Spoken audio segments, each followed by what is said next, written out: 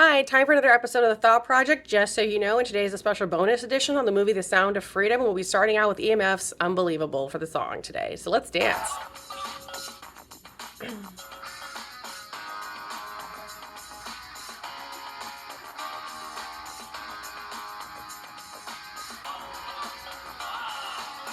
me with your questions.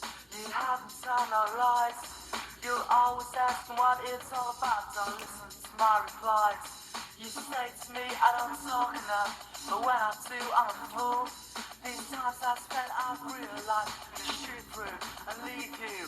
The things you say, your past just give you away. The things you say, you're unbelievable.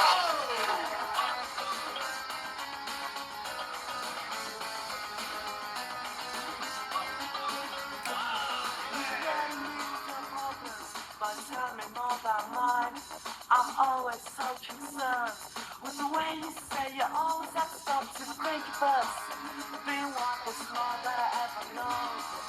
But this time I realize I'm gonna shoot through and leave you. The things you say, your purpose just give you away. The things you say, you're unbelievable.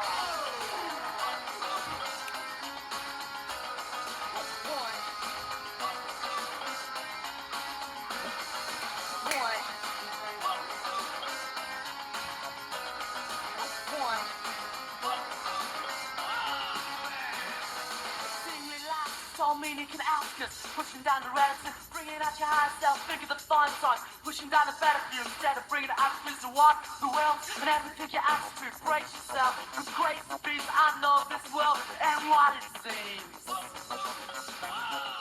It's unbelievable. You better me with your questions, you haven't tell no lies. You always ask what it's all about, so listen to my reply. You say to me I don't talk enough, but when I do, I'm a fool. These times I've spent, I've realized you shoot through and leave you. The things you say, your purpose just give you away. The things you say is what I love you more. The things you say, your purpose just give you away. The things you say, you're unbelievable.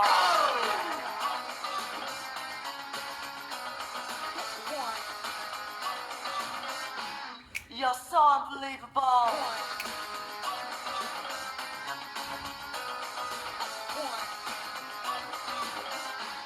You're unbelievable. Okay, so let's get into the topic for today. It's going to be some critical thought around the movie Sound of Freedom. I'm sure you've seen there's been a barrage of media on the film already, which has been going through both polar viewpoints, either for and against the film, with extreme emotion, frankly. The film is about a man who works at DHS and decides to quit his job and go down to Colombia. The character's name is Tim Ballard, played by Jim Caviezel. Then the next two supporting characters in the film are Mira Sorvino as his wife, Catherine Ballard, and Eduardo Verastegui, who plays Paul. And I have to take a moment to talk about a personal issue because I actually knew Paul Sorvino, Mira's father, a little bit just through my own experiences. And he had said to me when I was dealing with trafficking here in the U.S., because I was very seriously trafficked for a number of years, the U.S. government fought really hard to get me out on different levels and even argued with itself because they had so many people at the federal level who were actually arguing to keep people trafficked. He had said, don't feel bad about knowing this Karen woman, I'm hearing the name alias Karen, or Patricia, or Kendrick at the agency, or any of the things they've said or what they're doing.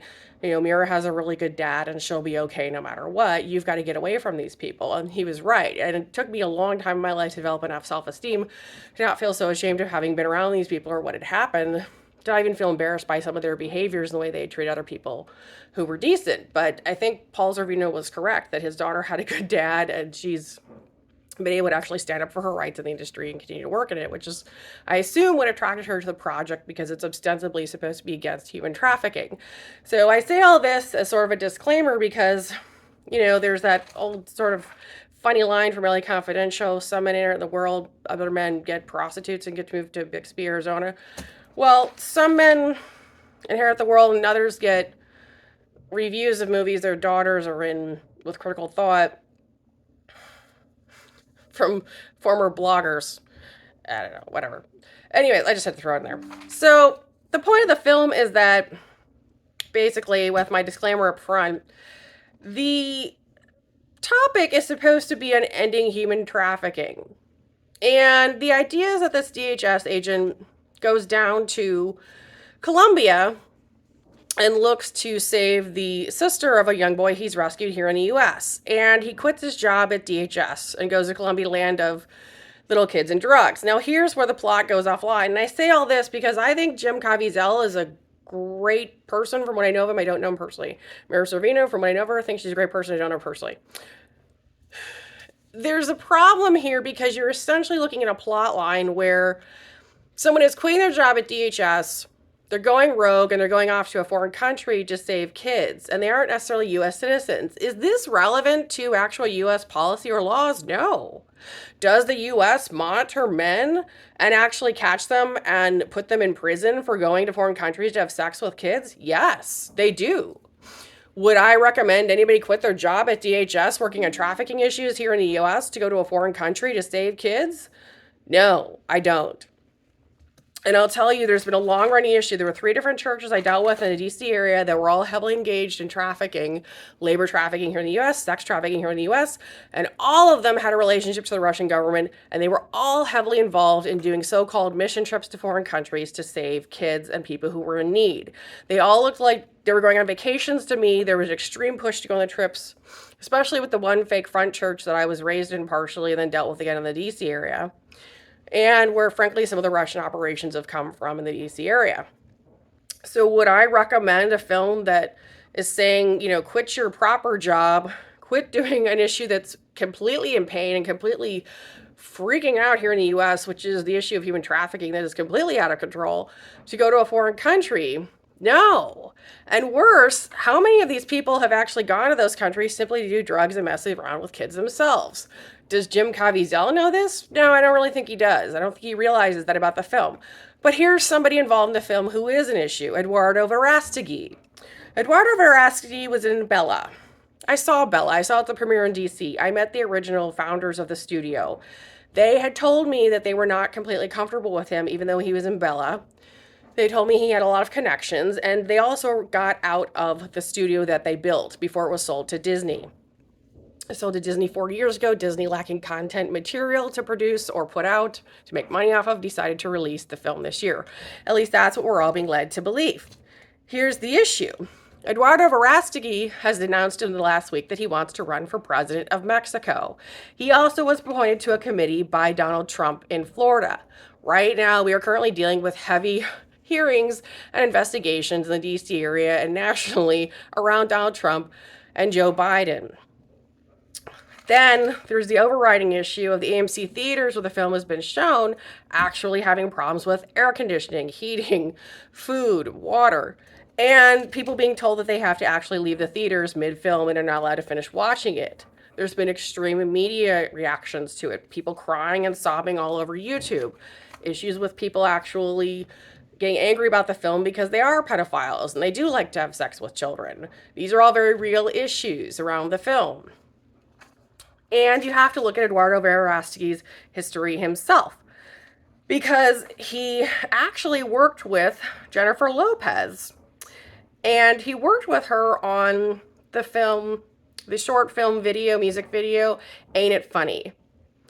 And what I would say about all of that is that, there's the stories that he's founded healthcare clinics.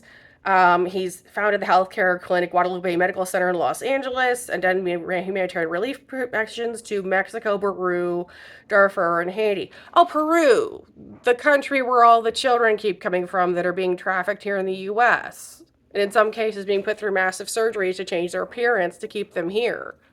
The country that has the prime supply of beans for cocaine, the #1 supplier in the world. Right. Then you have the other issue that he has already been out taking pictures with people from one of the major agencies out in Hollywood who is responsible for the most of the majority of human trafficking and sex trafficking. An agency that clearly has not been taken down yet because of the relationships to the KGB FSB. Notably, JLo only works with and pays people who are KGB FSB and has notably not given salaries to actors and actresses and dancers and singers and performers who were not part of the KGB FSB. That's a real issue. And, it's real easy if you want to support anything in this film and you really want to go against trafficking.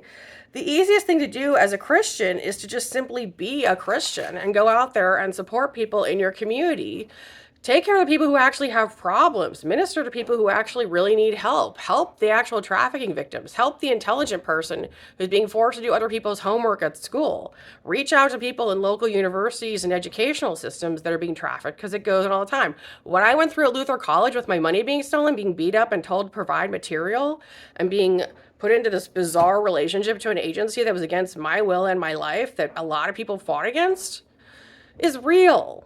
You can fight trafficking very easily here in the U.S. by simply fighting it here. It's rampant in this country by actually caring. I don't trust people who do fun little trips to foreign countries and then claim they're trying to help people, especially not countries where there's a whole bunch of drugs and a whole bunch of kids being abused, especially not men who do that. Now, here's the thing. I even had a Facebook friend that worked for the agency that I don't like, and he was going on and on about how they were such a great employer and how they paid him. He's actually Russian. And I ended up actually defriending him off Facebook. As we all know, Facebook, you don't really have friends, they're more like contacts. And there may not be any kind of plausible relationship to them at all. But I just want you to understand all these different issues, because, it was to the Catholic News Agency that Eduardo Verástegui said he wanted to end trafficking, but then he's also announcing a run to be president of Mexico, which essentially means that the film now has gone from being a film about ending trafficking to a political platform. And, whatever you want to say about it, the guy who's claiming to have written and produced the film didn't even particularly write the whole thing himself.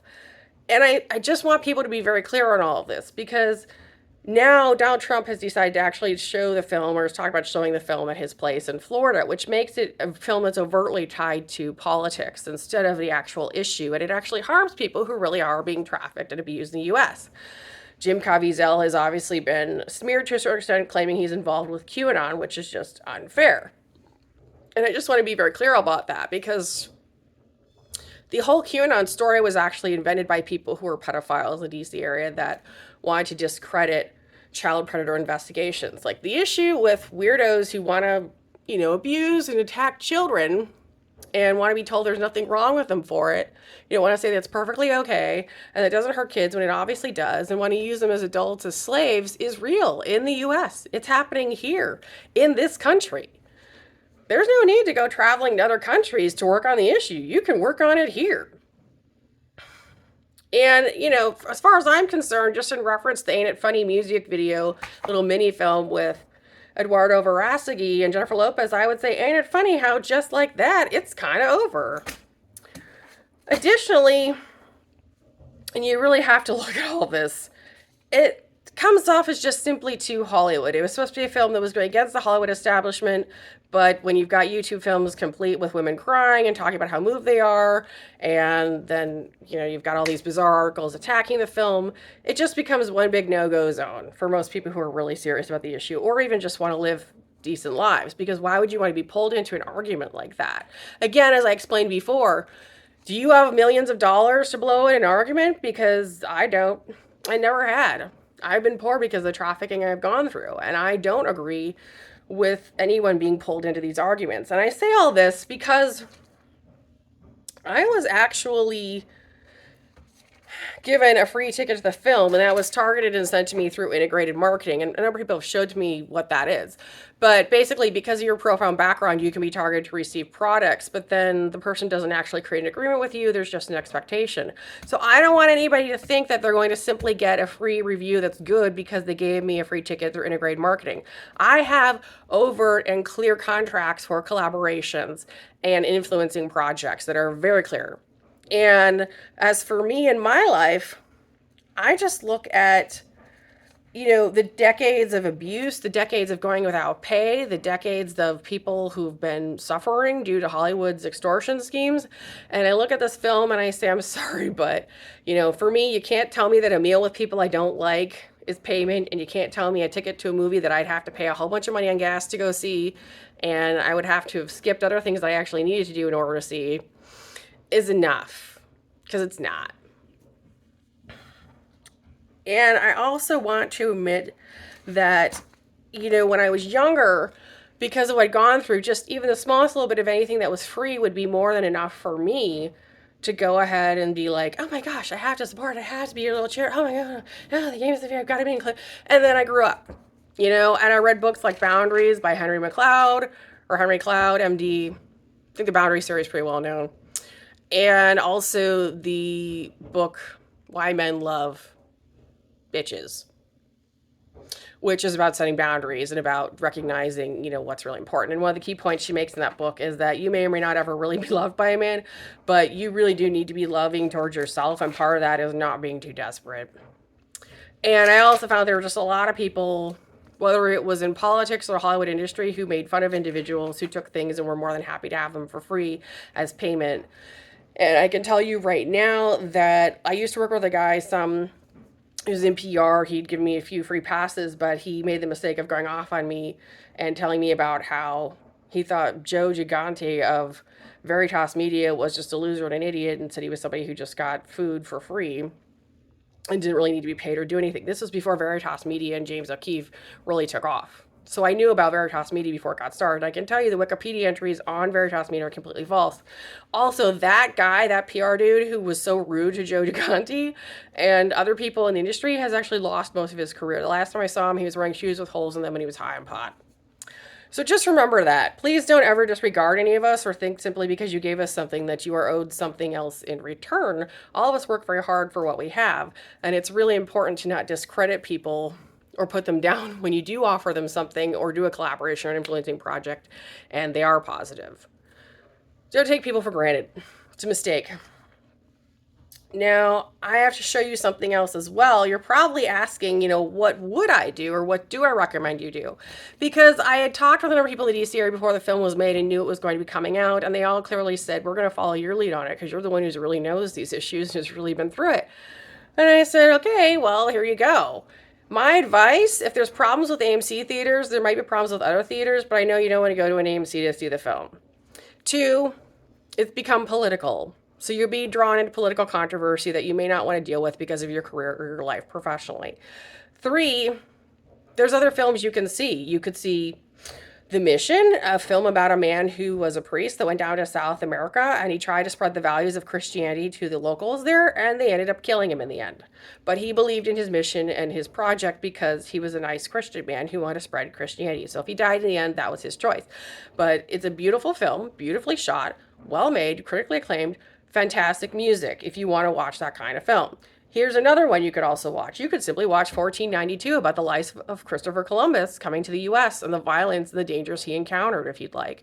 You could also watch Die Hard, because at this point I think Sound of Freedom is about as realistic as Die Hard. Die Hard is a very inspirational film. People enjoy watching it at Christmas. Here's the thing. Eduardo Verástegui is part of a network of people who very clearly support Donald Trump and his run for office. And Donald Trump is actually running against people who are fairly serious contenders from the Republican Party, and that includes Nikki Haley, the former governor of South Carolina, Senator Tim Scott, and also his former Vice President Mike Pence is not with him at this point. So, whatever you want to do. But I'm just going to tell you the truth about all of it so that you understand what you're getting into. Because if the original founders of the studio left, and it was supposedly written and directed by Alejandro Monteverde, I know he didn't write all of it. It's very questionable as to where the funding for the film even came from. And I just want people to be really clear. You've got one of the top 3 celebrated celebrities in the film is a guy that, Eduardo Verástegui, who actually kind of looks like Taylor Swift in drag, is out taking pictures with known traffickers. Like, what? So that's what's up. Here's the other thing. I actually tried, because I ended up having to make decisions about my own life and what was important this week and how much money I could spend on gas. And I actually haven't set foot in a theater in years and I really plan to go back to one, just like millions of other Americans who are tired of it all. But here's the thing, I actually did try to do a refund exchange, and this is what I got.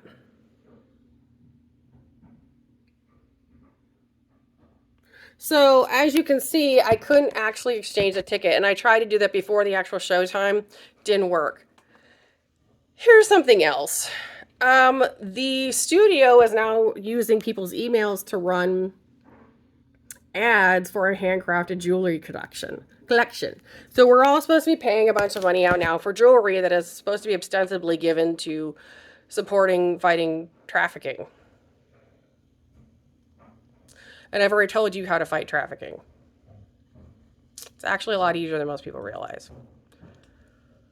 And I don't think it involves buying jewelry for Angel Studios. So,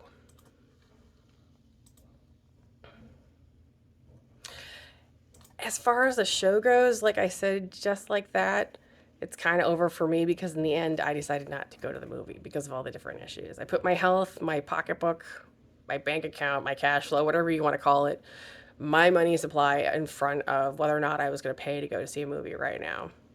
Even with a free ticket, it still would have cost me a fair amount of money on gas. And after what I saw about Eduardo Verástegui, the pictures of him out with people from this specific agency that is extremely nasty and has murdered people and sold organs and abused kids and actually gone ahead and run drugs in order to found themselves, I couldn't see any reason to stretch myself that far to go see it. Like I said, and if anyhow, just like that, it's kind of over. So I'm going to end with the song by Mariah Carey, Make It Happen. And I hope you've gotten some critical thought out of this show and enjoy it. It's not meant to drive you away or to the film. It's just to let you know what's actually going on and what you're getting yourself into.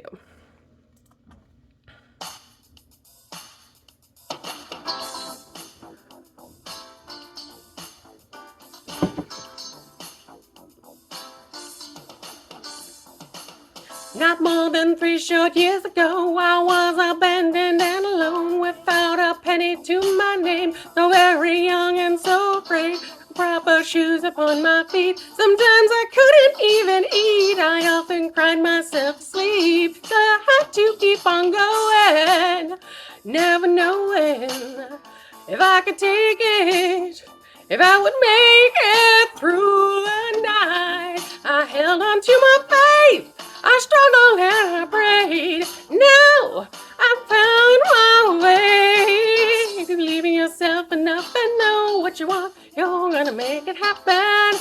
Make it happen. If you get down on your knees at night and pray to the Lord, He's gonna make it happen. Make it happen. You're gonna make it happen. Oh yeah. Life can be so tough and you feel like giving up, but you must be strong, baby, just hold on. You'll never find the answers if you throw your life away.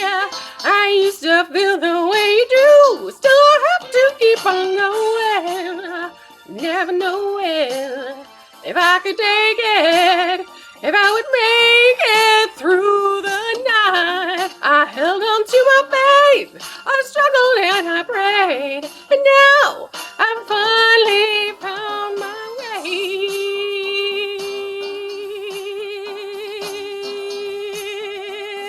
Yeah.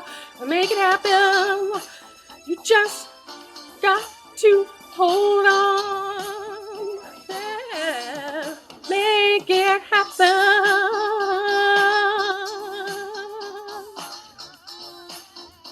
Oh yeah, make it. You're gonna make it. You're gonna make it. You're gonna make it. Oh, make it.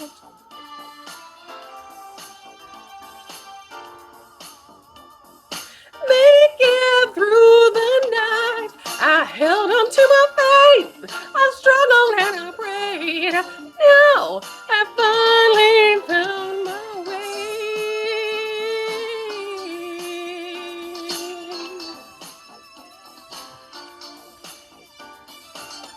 If you get down on your knees tonight and pray to the Lord, He's gonna make it happen. Yes, He is. Believe yourself enough to know what you want. If you believe that you can make it happen.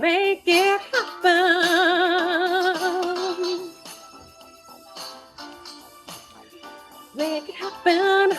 Make it happen. Oh, I was lost, but now I'm found. I got my feet on solid ground. Thank you, Lord. If you believe within your soul, just hold on tight and don't let go. You can make it happen. You make it. You're gonna make it. You're gonna make it. Make it. You're gonna make it. You're gonna make it. You're gonna make it. Down on your knees at night and pray to the Lord. He's gonna make it happen. Make it happen. Yeah. One more thing. Yesterday I was at the park and with my dog. Just a little anecdote. And a man came up to me and he gave me this. See that? It's a Bible. It's a leather-bound Bible. It has nothing profane or weird written in it. It's just a plain old NIV. And it's just a nice book. It's a really, it smells nice. It's clean. It's a nice leather Bible with a cute little cross on it.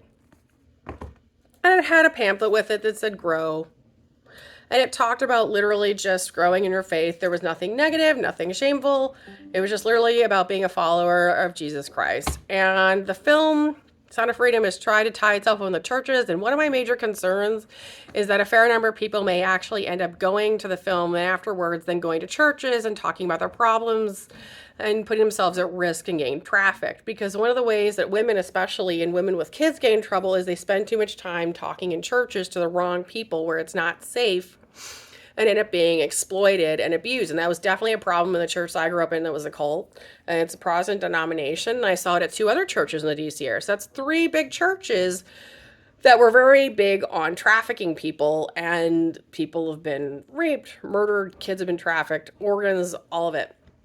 And free labor for Hollywood, and people not getting paid and having their careers destroyed over it. So what I would not caution you to do is to simply go out and start telling all your problems to people at church after watching this film, because it is being tied into the Christian community.